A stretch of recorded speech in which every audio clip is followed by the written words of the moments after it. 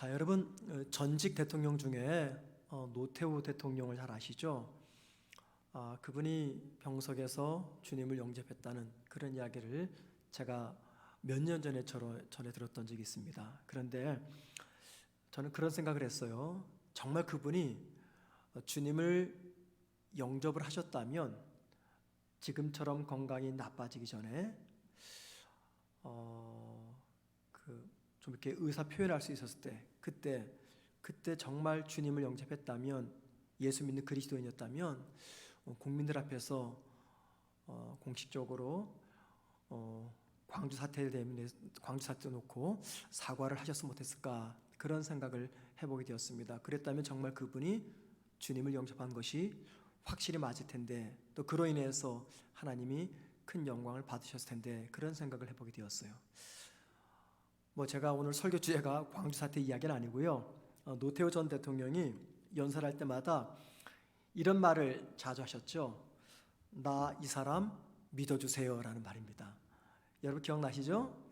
늘 언제나 대중들 앞에 나와서 연설할 때마다 나 이 사람 믿어주세요 라고 말했던 것이 생각이 납니다. 자, 그런데 여러분, 나를 믿어주세요 라고 하는 이 말에는 좀 문제가 담겨져 있습니다. 왜냐하면 사람들이 나를 믿어주는 것은요, 그래 내가 한번 저 사람 믿어줘야지 해서 믿어지는 것이 아니기 때문입니다. 그렇게 해서는 절대 믿어지지 않습니다. 믿어달라고 하는 사람이 믿을 수 있는 믿음을 주어야지 그때 비로소 그 사람을 믿게 됩니다. 제가 여러분에게 여러분 이 천주민 목사를 제발 좀 믿어주세요 라고 말하면 여러분들이 저를 믿어주시겠어요? 표정들이 절대 아닌 것 같아요. 그렇죠. 제가 아무리 말로 저를 좀 믿어주세요, 저 결백합니다, 저 그런 사람 아니에요 라고 아무리 말해도 여러분들은 믿지 못할 겁니다. 왜냐하면 여러분들이 저를 믿을 수 있는 근거를, 믿음의 근거죠, 믿음의 근거를 제가 여러분에게 보여드려야지 그때 비로소 저를 믿기 때문입니다. 내가 상대방에게 믿을 수 있는 근거를, 믿음의 근거를 보여주면 상대방이 나를 믿습니다. 하지만 내가 상대방에게 믿음을 주지 못하고 계속해서 나를 믿어달라고 말을 해도 그 사람은 나를 믿지 않을 겁니다. 그러므로 나를 믿지 않는 상대에게 믿음의 근거를 주지 않고 믿어달라라고 말하는 것은 이거 정말 잘못된 생각이죠. 하나님은 살려달라고 부르짖는 이스라엘 백성들에게 내가 너희를 살려줄 테니까 나를 믿어라 라는 말부터 하지 않았습니다. 하나님은 나를 믿어, 그럼 내가 너희 살려줄게 라는 말부터 하지 않으셨습니다. 대신에 이스라엘이 하나님을 믿을 수 있도록 먼저 믿음의 근거를 보여주셨어요. 자, 여러분 지난주 말씀을 한번 좀 생각해 보시죠. 이스라엘이 미디안에 의해서 7년 동안 고생을 했습니다. 그 7년은 그 전에 고생한 것 비해서는 기간이 짧은 기간이었지만 그 고생의 강도는요 가장 높았습니다. 얼마나 괴롭힘을 당했던지 집을 다 포기한 채 산으로 올라갔어요. 그래서 동굴 속에서 살기도 하고 혹은 요새를 짓기도 했습니다. 그리고 먹고는 살아야 되기 때문에 산에서도 농사를 졌죠. 그런데 씨를 뿌리는 파종 시기가 되면 이 미디안이 어떻게 기가 막히게 알았는지 산까지 올라와서 모든 논밭을 다 초토화시켜버리고 내려갔어요. 그리고 조금이라도 숨겨둔 양식이 있으면 싹 걷어가지고 내려갔고요, 이스라엘의 소나 양이나 염소들을 다 끌고 가버렸습니다. 자, 그러니까는 이스라엘 사람들이 존엄성을 파괴한 겁니다. 의식주 문제를 파괴했다. 그리고는 이스라엘 사람들의 미래를 완전히 끊어버리는 이 미디안의 의지를 보여주었어요. 자, 그러자 이스라엘 사람들이 어떻게 합니까? 6절에서, 오늘 사사기 6장 6절에서 하나님께 살려달라고 부르짖습니다. 자, 그리고 이제 오늘 읽었던 이 말씀은 살려달라고 부르짖는 이스라엘 백성들을 향한 하나님의 반응의 모습을 기록해 놓았습니다. 여러분, 그런데 하나님의 이 반응이 이해하기가 좀 어렵습니다. 이해가 잘 안 됩니다. 한번 다 같이 본문 8절에서 10절 말씀까지 좀 길지만 다시 보시기 바랍니다. 8절에서 10절입니다. 보세요. 여호와께서 이스라엘 자손에게 한 선지자를 보내시니 그가 그들에게 이르되 여호와께서 이같이 말씀하시기를 이스라엘의 하나님 내가 너희를 애굽에서 인도하여 내며 너희를 그 종되었던 집에서 나오게 하여 애굽 사람의 손과 너희를 학대하는 모든 자의 손에서 너희를 건져내고 그들을 너희 앞에서 쫓아내고 그 땅을 너희에게 주었으며 내가 또 너희에게 이르기를 나는 너희의 하나님 여호와이니. 거기까지 보겠습니다. 자, 여러분, 이스라엘 사람들은 살려달라고 부르짖었어요. 그리고 하나님이 이제 그 반응으로 말씀하신 내용이 오늘 본문인데 이 말씀을 아무리 읽어봐도 좀 납득이 안 되고 하나님이 이해가 안 됩니다. 지금 이스라엘은 살려달라고 요청한 거잖아요. 그럼 하나님이 어떻게 나와야지 이게 맞습니까? 그래, 걱정하지 마라. 내가 너희들 살려줄게. 자, 뭐부터 하면 되겠니? 미디안을 어디서부터 공격하면 되겠니? 구체적이고 실제적인 반응을 하나님이 하셔야 되는데 그런 미디안을 어떻게 공격하겠다? 혹은 이스라엘 백성들을 어떻게 구해주겠다? 이 방법론, 구체적인 방법은 1절 말하지 않고 생뚱맞게 엉뚱한 이야기를 합니다. 그것도 지금 미디안에게 공격받고 있는 이스라엘 사람들에게는 아무런 관계도 없는 아주 오래전에 그들의 조상이 애굽에서 빠져나와서 가나안에 도착했던 그 이야기를 하나님이 들려주십니다. 오래전 이스라엘 사람들이 출애굽하며 광야를 지나 마침내 가나안 땅에 들어왔던 그 이야기를 하나님은 지금 죽기 직전에 있는 이스라엘 사람들에게 들려줍니다. 여러분, 왜 그럴까요? 하나님이 왜 동문서답을 하시는 걸까요? 살려달라고 하는 이스라엘 사람들의 말에는 대답은 하지 않고 엉뚱한 이야기, 그것도 지금 고난받는 이스라엘 사람들이 경험해 본 적도 없는 그냥 전설처럼 들려오는, 구전으로 들려오는 그런 이야기들을 지금 하나님이 꺼내고 있는데 도대체 왜 그러시는 겁니까? 그 이유는요, 오늘 8절과 10절 말씀에서 하나님은 이스라엘을 돕기 전에 무엇을 지금 제시하냐면은 이스라엘이 하나님을 믿어야 되는 이 믿음의 근거를 지금 이스라엘 백성들에게 알려주고 있습니다. 자, 여러분 보십시오. 이스라엘이 하나님을 믿어야 되는 믿음의 근거, 하나님께서 직접 제시하시는 믿음의 근거, 첫 번째는 뭐냐면요, 이스라엘과 하나님의 관계 설정입니다. 관계 설정. 왜 이스라엘이 하나님을 믿어야 되는지 그 이유는 첫 번째 이스라엘과 하나님의 관계 때문입니다. 여러분 다시 8절 말씀을 보시기 바랍니다. 여호와께서 이스라엘 자손에게 한 선지자를 보내시니 그가 그들에게 이르되 여호와께서 이같이 말씀하시기를. 그 다음 보세요. 이스라엘이 하나님 내가 라고 말합니다. 여러분, 여기서 하나님을 누구라고 말합니까? 이스라엘이 하나님이라고 이야기합니다. 바로 이 말씀에서 하나님은 이스라엘이 하나님이라는 이 관계를 지금 강조하고 있는 것입니다. 그냥 지나칠 수 있는 부분인데 하나님은 그냥 지나치지 않고 이스라엘과 하나님의 관계를 지금 다시 한번 정립해 주는 것입니다. 자, 여러분, 우리가 즐겨 부르는 찬양 중에 나의 힘이 되신 여호와여라는 찬양이 있죠. 여러분 아시죠? 나의 힘이 되신 여호와여 내가 주님을 사랑합니다. 여러분의 표정이 어두워집니다. 그만하겠습니다. 이 찬양이 다른 찬양에 비해서 우리에게 더 큰 은혜를 줍니다. 왜 그럴까요? 이 찬양 가사에서 계속 반복되는 가사가 있죠. 그게 뭐예요? 나의 하나님, 나의 하나님, 나의 하나님. 나의 요새가 되시는 하나님, 나의 구원이 되시는 하나님, 나의 반석이 되시는 하나님, 나의 생명이 되시는 하나님, 나의 의지가 되시는 하나님, 나의 하나님, 나의 하나님. 이 찬양은 하나님이 나의 하나님 되심을 강조합니다. 그래서 이 찬양이 다른 찬양보다 더 은혜가 되는 이유는요, 나와 하나님과의 관계를 강조하기 때문입니다. 고통당하는 이스라엘에게 하나님 말씀하십니다. 나는 너희의 하나님이다. 살려달라고 부르짖는 이스라엘 백성들에게 하나님은 내가 어떻게 도와줄까 말씀하지 않고 한 말씀하십니다. 나는 너희의 하나님이다. 여러분, 이 말이 왜 중요할까요? 왜 중요할까요? 그 이유는요, 상호간에 관계가 형성되지 않은 상태에서 오가는 말에는요 별로 의미가 없기 때문입니다. 상대방과 상대방이 서로 대화가 오가고 말이 주고받을 때 그 말에 의미가 있으려면요 상호간에 관계가 형성되어야 됩니다. 예를 들면 길 가는 어떤 청년과 제가 대화를 주고받습니다. 그거하고 제 아들과 제가 대화를 주고받을 때 어떤 대화가 더 의미가 있고 더 깊겠습니까?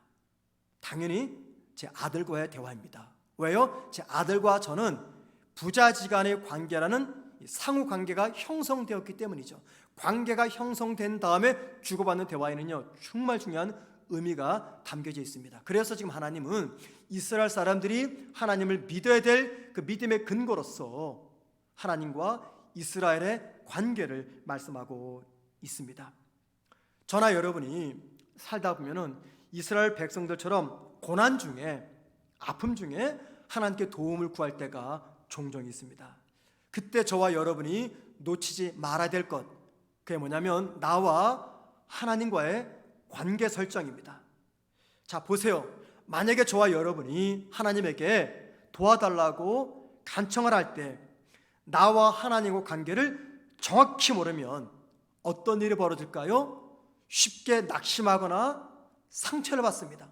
하나님 앞에 이것도 도와달라고 그러고 저것도 구합니다. 그런데 정작 나와 하나님 사이에 관계가 정확하지 않으면, 그 관계를 내가 모르면 하나님께 무언가를 도와달라고 하는 내가 쉽게 상처를 받고 쉽게 절망합니다. 자, 여러분, 하나님은 자녀인 우리가 고통당하는 것을 지켜보시면서 즐기는 분이 아니십니다. 여러분 믿으시죠? 어떻게 해서든지 저와 여러분을 가장 좋은 길로 인도하시는 분이 우리 아버지 하나님이십니다. 믿으십니까, 여러분? 자, 이런 관계의 확신이 있으면 하나님에 대한 믿음과 신뢰가 생깁니다. 자, 그리고 고난 중에 하나님에 대한 믿음과 신뢰가 있으면요 어떤 결과, 어떤 변화가 나타나도 두려워하지 않습니다. 여러분 한번 생각해 보세요. 고난 중에 하나님에 대한 신뢰와 믿음이 나에게 있습니다. 자, 그럼 여러분 어떤 결과, 어떤 변화가 나타날까요? 첫째, 상황이 아무리 어려워도 쉽게 낙심하거나 내 믿음을 잃지 않습니다. 왜요? 하나님을 내가 신뢰하고 믿기 때문에. 둘째, 참담한 현실에서도 우린 두려워하지 않고 담대해집니다. 설령 내 목에 칼이 들어와도 그 사람이 하나님을 정말 신뢰하고 하나님을 믿으면요 그 칼 앞에서 두려워하지 않고 담대히 내 믿음을 지킵니다. 자, 그래서 여러분 보세요. 이 세상을 이기는 성도의 힘은요 어디에서부터 시작되는 줄 아십니까? 세상을 이기는 성도의 힘은 하나님과 나의 바른 관계 정립에서부터 시작이 됩니다. 이 관계에 대한 분명한 확신이 없으면 그분에게는 세상을 이길 힘은 없는 것입니다. 저와 여러분이 믿음으로 살아가면서 만나는 여러 가지 힘든 상황들이 있습니다. 그 세상이죠. 그 세상을 이길 힘 어디서부터 주어집니까? 나와 하나님과의 바른 관계에서부터 세상을 이겨낼 수 있는 힘이 주어지는 것입니다. 자, 그렇기 때문에 하나님은 언제나 저와 여러분에게 강조하시는 것은 나는 너희의 하나님이다라고 하는 하나님과 우리의 관계를 강조하십니다. 지금 이스라엘에게 하나님은 믿음을 주기 위해서 이 관계를 다시 한번 정립하시는 거죠.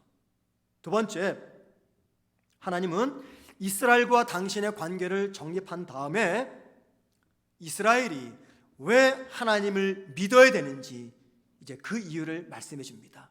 하나님과 이스라엘의 관계를 잘 설정해 놓고 나는 너희의 하나님이야, 믿어야 돼 라고 말씀하신 다음에 구체적으로 왜 이제 그렇다면 나를 믿어야 되는지 그 이유를 8절에서 말씀하십니다. 여러분 8절 말씀을 보시기 바랍니다.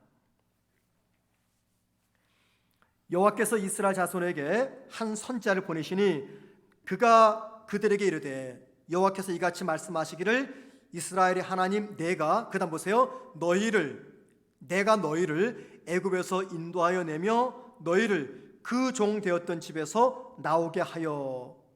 자 여러분 여기 내가 너희를 애굽에서 인도하여 너희를 그 종 되었던 집에서 나오게 하며, 이 말씀, 바로 이 말씀 속에서 미디안에 의해서 고난당하는 이스라엘이 왜 하나님을 믿어야 되는지 그 답을 알려줍니다. 자 여러분 미디안에 의해서 고생당하는 이스라엘이 왜 하나님을 믿어야 됩니까?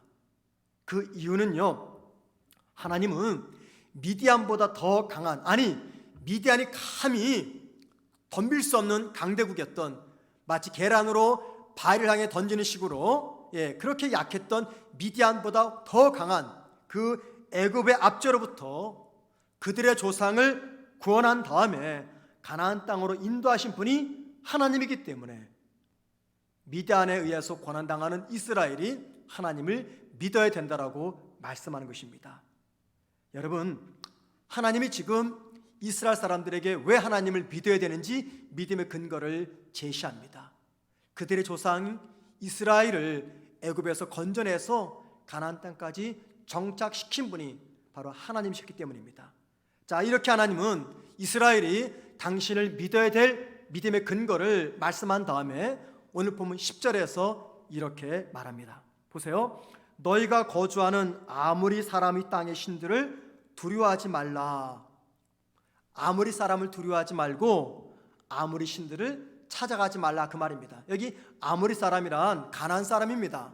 아무리 사람의 신이란 가나안의 신입니다. 그러니까는 아무리 힘들고 어렵다고 해서 너희들의 안정을 지키기 위해서 재산을 보호하고 자녀를 보호하고 너희들의 땅을 보호하기 위해서 가나안 사람들을 찾아가지 말고 가나안의 신들을 섬기지 말라, 그 말입니다.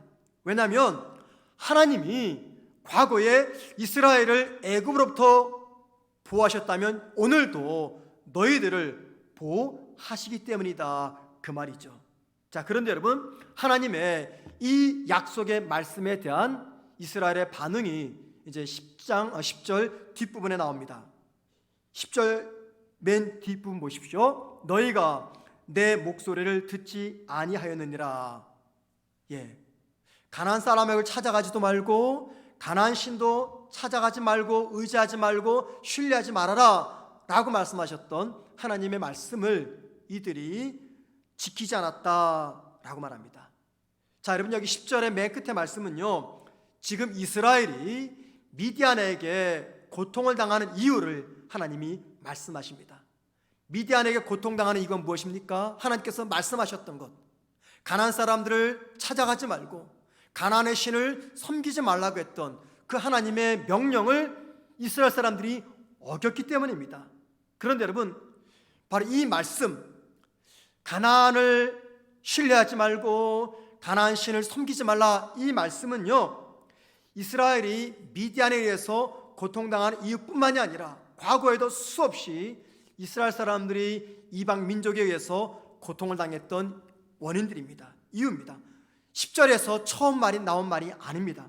하나님은 앞에서도 여러 차례 똑같은 말씀을 하셨어요. 가나안 사람들을 의지하지 말라, 가나안 신들을 섬기지 말라, 이런 말씀을 하나님이 10절에서 처음 말씀한 게 아닙니다. 계속해서 말씀하셨어요. 그런데도 이스라엘은 가나안의 우상을 하나님 대신에 섬겼던 거죠.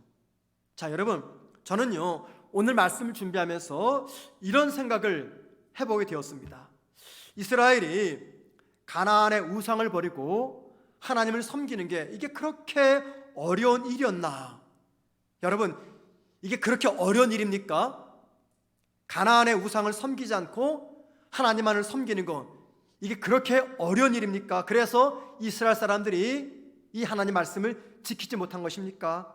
아니면 도대체 왜 이스라엘은 하나님이 하나님을 믿어야 된다라는 이 근거를 보여주시고 말씀을 하시는데도 하나님을 버리고 왜 가나안의 우상을 섬기는 것인가?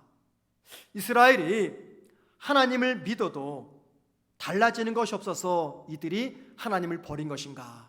아니면 이스라엘이 하나님을 찾았음에도 하나님이 자기들을 외면하셨기 때문에 화가 나가지고 하나님을 버리고 가나안의 우상을 섬겼던 것인가? 도대체 왜 이들이 지독하게 하나님 말씀을 듣지 않은 것입니까? 자, 여러분, 우리는 사사기 이야기를 통해서 이스라엘의 시작과 과정과 결말을 너무 잘 알고 있습니다. 그래서 이 모든 과정을 잘 아는 우리의 입장에서 볼 때 이스라엘 사람들의 행동은 결코 이해가 되지 않는 행동입니다. 자, 그런데 한번 가만히 생각해 보시죠. 이해 안 되는 이 이스라엘 사람들의 모습이 이들만의 문제일까요? 저나 여러분의 문제는 아닐까요? 여러분, 성도들 중에는 믿음 생활하다가 하나님께 시험을 받거나 상처를 받는 분들이 계십니다. 우리 교회 성도들 중에도 계시고요, 또 우리 교회 성도가 아닌 제가 아는 타 교회 성도들도 가끔 만나는 경우가 있습니다. 왜 하나님께 상처를 받을까요? 하나님께 상처를 받고 하나님을 떠나거나 혹은 잠시 믿음을 중단하는 그런 일이 왜 벌어질까요? 하나님에게 간절히 기도합니다. 그런데 기도해도 응답이 없고 전혀 달라지지 않는 자신의 삶의 모습 보면서 하나님께 상처를 받고 그래서 하나님을 떠납니다. 또는 내가 믿음을 가지고 말씀에 순종했는데 실패를 경험합니다. 그럴 경우에 우리는 마음에 상처를 받고 하나님을 떠나기도 합니다. 아주 오래전의 이야기입니다. 제가 부교육자 시절 때 늘 점심시간이 되면은 자주 갔던 식당이 있었습니다. 우리 교육자들과 제가 이제 아주 오래전이에요. 추어탕 집이었습니다. 그 추어탕을 좋아하다 보니까 가서 자주 먹게 되면서 그 가게 사장님과 서로 친분이 생겼어요. 그 제 마음속에 저 사장님을 전도해야 되겠다 싶어가지고 계속해서 아주 그냥 집중적으로 매일매일 추어탕을 먹으러 갔습니다. 마침내 그분을 전도하게 되었어요. 열심히 제가 사역했던 교회에 출석을 했습니다. 그리고 제가 이제 영구로 1995년 유학을 떠났어요. 3년 마치고 돌아왔는데 그분이 교회에서 보이지 않는 거예요. 제가 물었어요. 그랬더니 그때 담임 목사님께서 말씀하시기를 그거 다 천 목사 때문이야 그러시는 거예요. 그게 무슨 말씀입니까 목사님? 그랬더니 제가 이제 영구로 유학 떠나기 얼마 전에 주일날 설교할 때 일부 설교, 주일 일부 설교 이런 설교를 했대요. 아브라함 설교를 하면서 아브라함이 하나님의 말씀을 듣고 갈대아 우르를 떠났습니다. 여러분도 떠나셔야 됩니다 라고 설교를 했대요. 근데 그 당시 이분이 무슨 고민이 있었냐면은 부천에다가 남원 추어탕이라고 2호점을 낼 계획을 가지고 있었어요. 이분이 이제 갓 신앙생활 하신 분입니다. 아무튼 신앙생활 하니까 하나님께 기도했겠죠. 하나님 추어탕 2호점을 낼까요 말까요 고민하는 가운데 어느 날 천 목사가 설교할 때 믿음으로 떠나라 라고 얘기했거든요. 이게 이분이 그걸 응답을 받아들인 겁니다. 그래가지고 2호점을 내라는 하나님의 말씀이구나 받아들여가지고 부천에다가 2호점을 낸 거예요. 근데 결과는 쫄딱 망했습니다. 이분이 시험에 든 거죠. 분명히 하나님 말씀을 듣고 순종했는데 왜 실패를 하느냐. 그래서 더 이상 신앙생활 안 한다는 그래서 제 책임이라는 그런 이야기를 들었습니다. 여러분, 우리 주변에 이런 분들이 의외로 있어요. 특별히 믿음이 깊지 않은 성도들 있죠. 어떤 표적을 보고 체험을 하고 신앙생활을 했는데 믿음 생활 하면 할수록 삶이 더 나아지는 것이 아니라 더 어려워지고 가정에 환란이 오고 질병이 찾아오고 아니 그 질병 때문에 예수 믿었는데 지극정성으로 믿어도 질병은 나아지지 않고 그때 우리 모두가 하나님 앞에서 상처를 받게 됩니다. 그리고는 하나님을 떠납니다. 이게 우리의 모습이죠.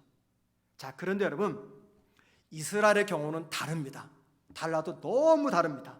왜냐하면 이미 우리가 앞에서 보았지만 이스라엘이 이방 민족들에 의해서 고통을 당할 때 늘 언제나 하나님께 마지막에 가서는 살려달라고 부르짖었어요. 자, 그럼 하나님은 어떻게 하셨습니까? 그들을 구해주셨어요. 그렇죠? 리사다임의 손에서부터 모압으로부터 야빈 왕으로부터 이스라엘을 건져주었어요. 자, 그런데 하나님의 은혜로 고통에서 벗어나 이제 편안한 삶을 살아갑니다. 자, 그럼에도 불구하고 이스라엘은 다시 하나님을 버리고 가나안의 신들을 섬기게 됩니다. 자, 이쯤 되면은 우리가 이 이스라엘 사람들에게 묻고 싶은 질문 한 가지가 있어요. 그게 뭡니까?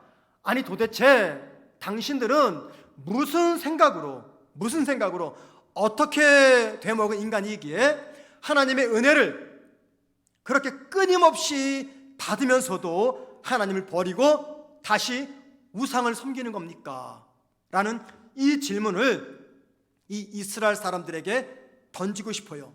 여러분, 왜 그럴까요? 도대체 어떻게 되어먹은 인간들이기에, 무슨 생각을 하며 살아가기에 하나님의 은혜로 건짐을 받고 복을 받고 평안을 누리면서 다시 또 하나님을 버리고 우상을 섬기는 겁니까? 왜 그럴까 여러분? 이유는 간단합니다. 너무너무 간단합니다.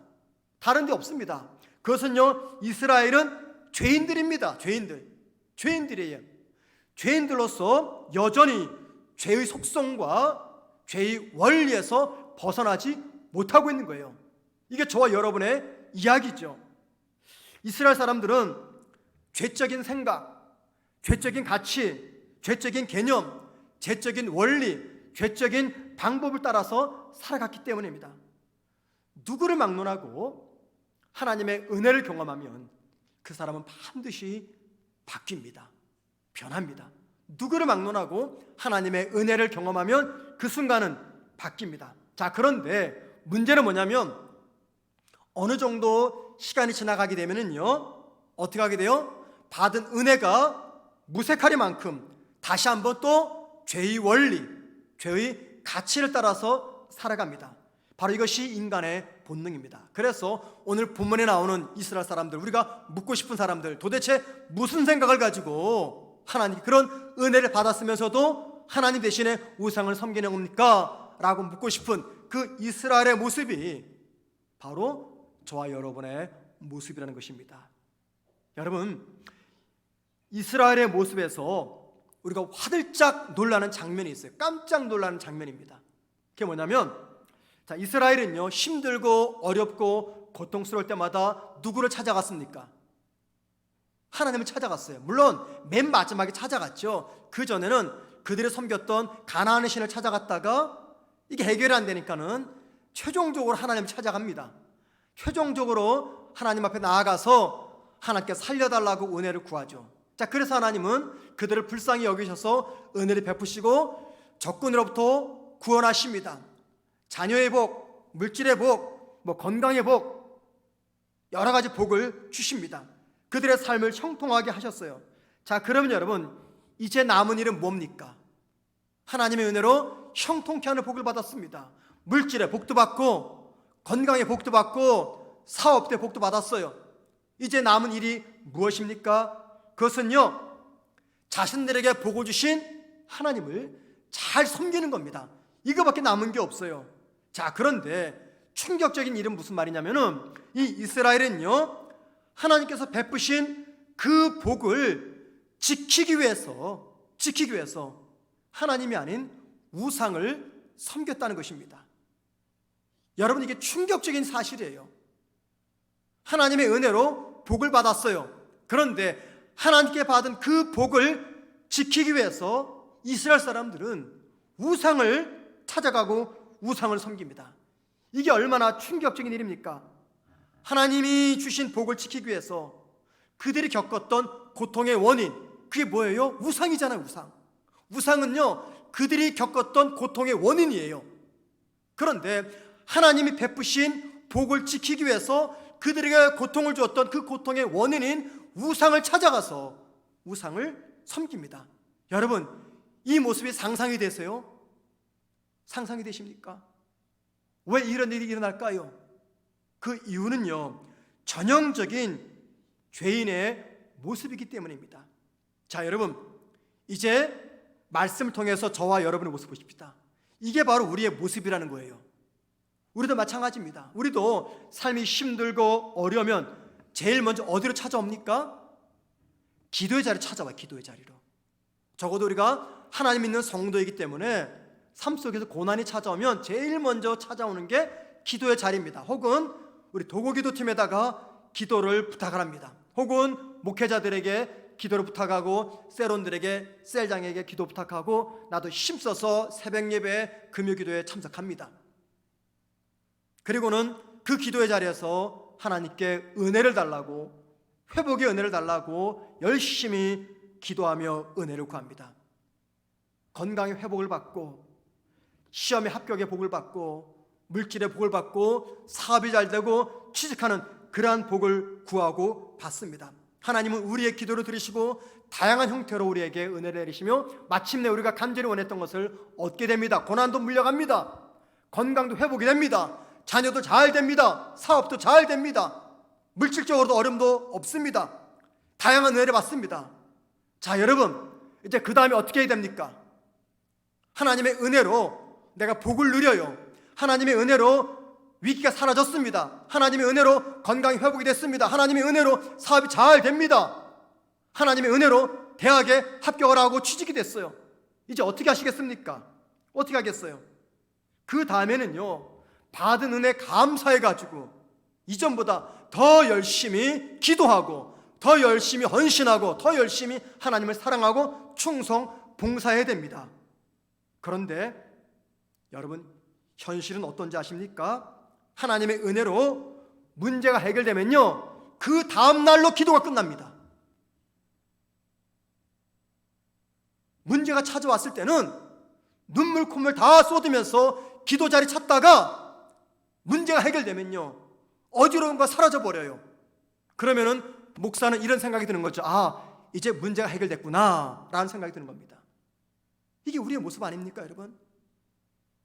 지난번 고난주간 특별 새벽기도회 때 많은 분들이 참석하셨어요. 그리고 많은 성도들이 목사님 큰 은혜 받았습니다, 그런 이런 이야기를 들려주세요. 자, 큰 은혜 받았습니다. 그럼 이제 그 다음에 어떻게 돼요, 여러분들? 어떻게 하는 정상이에요? 계속해서 그 기도 생활 유지하는 게 정상이잖아요. 그런데 그걸로 끝이에요. 끝. 하나님의 은혜로 문제가 해결되면 그 다음부터 기도가 중단됩니다. 하나님이 주신 복과 은혜를 지키기 위해서 하나님 중심적으로 살지 못하고 다시 또 세상의 방법을 따라갑니다. 하나님께서 은혜 주셔서 사업이 위기 상태에서 회복이 되었어요. 그러면 더 열심히 주님을 섬겨야 되는데 하나님의 은혜로 회복된 그 사업을 지키기 위해서 하나님을 자꾸만 떠납니다. 집안에 경제적 위기가 찾아왔어요. 하나님의 은혜로 그 위기가 지나가고 회복이 되었어요. 그럼 어떻게 하시 정상입니까? 더 열심히 주님을 섬겨야 되는데 하나님의 은혜로 회복된 그 물질을 내가 지키기 위해서 더 열심히 주일도 빠지고 세상으로 나가서 자기 마음대로 살아갑니다. 건강의 위기가 찾아왔어요. 하나님의 은혜로 그런데 회복이 되었습니다. 그러면 어떻게 됩니까? 더 열심히 주님을 위해서 섬겨야 되겠죠. 그런데 하나님의 은혜로 회복된 그 건강을 지키기 위해서 하나님이 원하지 않는 방법을 선택합니다. 그래서 주일날 등산을 가고 운동을 하며 취미생활을 합니다. 하나님의 은혜로 모든 것들을 받았는데 하나님의 그 은혜를 유지하기 위해서 하나님이 원치 않는 세상적인 방법을 선택하는 것, 바로 그것이 저와 여러분의 흔히 범할 수 있는 문제고, 바로 그것이 오늘 본문에 나오는 이스라엘 백성들의 문제라는 것입니다. 여러분, 왜 이런 일이 벌어질까요? 그 이유는요, 우리가 하나님의 은혜의 원리를 제대로 모르기 때문입니다. 나는 아무 대가를 지불하지 않았는데 하나님이 은혜를 주셨어요. 자, 하나님께서 복도 주시고 은혜도 주신 것은 대단히 고마운 일입니다. 그런데 고맙기는 한데 왠지 모르게 불안합니다. 불안해요. 왜 불안한 줄 아십니까? 내가 노력해서 받은 것이라고 아니기 때문입니다. 만약에 내가 노력해서 받은 것이라면 내가 떳떳해요. 불안할 필요가 없어요. 그런데 그게 아니기 때문에 불안한 것이에요. 그런데 여러분, 불안하면 어떻게 하면 돼요? 더 열심히 하나님 의지하고 은혜 구하고 기도 자리에 나오고 열심히 하나님 중심으로 살아가면 되는데 우리는 어떻게 합니까? 불안할수록 하나님이 아닌 자꾸만 세상을 향해서 달려갑니다. 왜냐하면 하나님께 받은 복과 은혜를 잃어버릴까 두렵기 때문입니다. 왜 이런 일이 벌어질까요? 그것은요, 하나님도 모르고 은혜의 원리도 모르기 때문입니다. 하나님을 알면 우리가 무엇을 알게 될까요?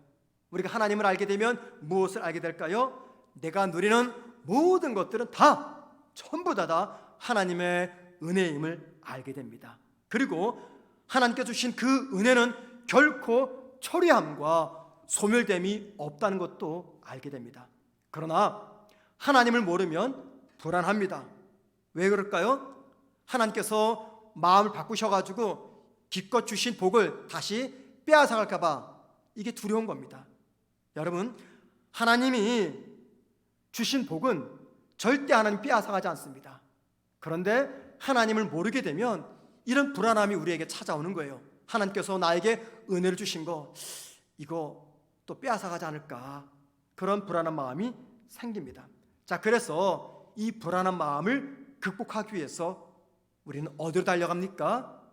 하나님께 달려가야 되는데 하나님이 아닌 자꾸만 세상으로 달려갑니다. 하나님 대신에 내가 돈을 의지하고, 하나님 대신에 내가 사람을 의지하고, 하나님 대신에 나를 의지합니다. 이게 다 뭡니까? 이게 다 가나안의 우상들입니다. 우상들. 불안하면 하나님께 달려와야 되는데 불안할수록 자꾸만 하나님을 멀리하고 세상으로 달려가는 모습, 이게 바로 죄인의 모습인 거죠. 여러분, 우리가 하나님의 은혜의 원리를 이해 못하는 이유는 저와 여러분이 죄인이기 때문입니다. 왜냐하면 죄의 원리에는요, 은혜가 존재하지 않습니다. 죄의 원리에는 자업자득 혹은 권성징악, 이런 원리만 존재할 뿐입니다.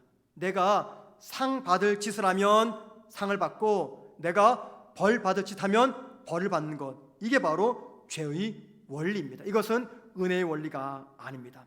죄의 원리에는요, 내 복은 내가 지킨다라는 정신이 담겨져 있습니다. 그래서 우리가 내 복을 내가 지키기 위해서 하나님이 아닌 자꾸만 세상으로 달려가는 것이죠. 이러한 죄의 원리를 파괴시키는 것이 다름 아닌 은혜의 원리이며, 그 은혜의 원리 첫 번째는요, 나와 하나님과의 관계 설정입니다. 관계 설정. 그래서 오늘 말씀을 통해서 하나님이 저와 여러분에게 강력하게 말씀하는 것이 있습니다. 너희의 창조주이며 아버지인 나를 알아라. 둘째는 너희의 창조주이며 아버지인 나와 너희의 관계를 알아라. 세 번째는요, 나는 너희들이 생명을 걸고 신뢰할 만한 대상이다 라는 것입니다. 생명을 걸고 신뢰할 만한 대상, 그게 누구라고요? 창조주이신 하나님 아버지입니다. 나와 깊은 관계를 맺고 있는 하나님 아버지입니다. 여러분, 하나님은 신실하신 분이기 때문에 절대 우리에게 주신 복을 취소하지 않으시는 분입니다. 저와 여러분이 받은 복을 잃어버리는 이유는 하나님의 은혜로 받은 그 복을 지키기 위해서 하나님이 아닌 자꾸만 세상으로 달려가기 때문입니다. 여러분, 우리가 의지하고 달려가는 세상 어떤 곳입니까? 변화무쌍한 곳입니다. 늘 유동적입니다. 그러나 하나님은 변치 않습니다. 바로 그 변하지 않는 하나님이 저와 여러분의 아버지라고 말씀하고 계십니다. 사랑하는 성도 여러분, 이 저녁에 우리가 하나님 앞에 나왔습니다. 기도하실 때 우리에게 분명한 확신이 있어야 됩니다. 그것은 나와 하나님과의 관계입니다. 나와 하나님과의 관계를 붙잡으시고 뻔뻔하게 또다시 한번 하나님 앞에 나아가는 저와 여러분 되기를 주님의 이름으로 축원을 드립니다.